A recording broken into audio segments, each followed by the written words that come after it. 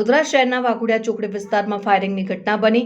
Bike પર ગયેલા શખ્સોએ એક વ્યક્તિનો પીછો કરી ગોળી મારી। ગોળી વ્યક્તિના ખભાના ભાગે વાગતા ગંભીર ઈજા પહોંચી। ઘટનાની વિસ્તારમાં ભારે દોડધામ અને ભયનો માહોલ સર્જાયો છે।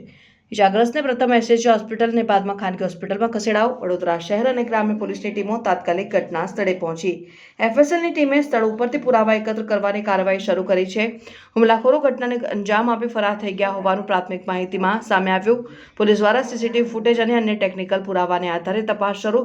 ફાયરિંગ પાછળનું કારણ જાણવા પોલીસની જુદી જુદી ટીમો સઘન તપાસમાં લાગી। વડોદરા શહેરની વાઘોડિયા ચોકડી ઉપર એક ભાઈ વ્યક્તિ પોતાની 4 વ્હીલ કારમાં જતા હતા। એમને ઓવરટેક કરી બાઇક ઉપર 2 જણ આવી એમને ફાયરિંગ કરેલું છે। એમને જમણા ખભા ઉપર ગોળી વાગી છે। હાલ એસએસજીમાં સારવાર હેઠળ છે અને વડોદરા ગ્રામ્ય પોલીસ અધિક્ષક સાહેબના માર્ગદર્શન નીચે એલસીબી, એસઓજી, અમારું ડિવિઝન, ડીવાયએસપી ઓફિસ અને સમગ્ર જિલ્લા વડોદરા જિલ્લાની પોલીસની ટીમ, તમામ થાણા અધિકારીઓ આ તપાસમાં લાગેલા છે। સાથે સાથે શહેર પોલીસ પણ મદદમાં છે સાથે જ।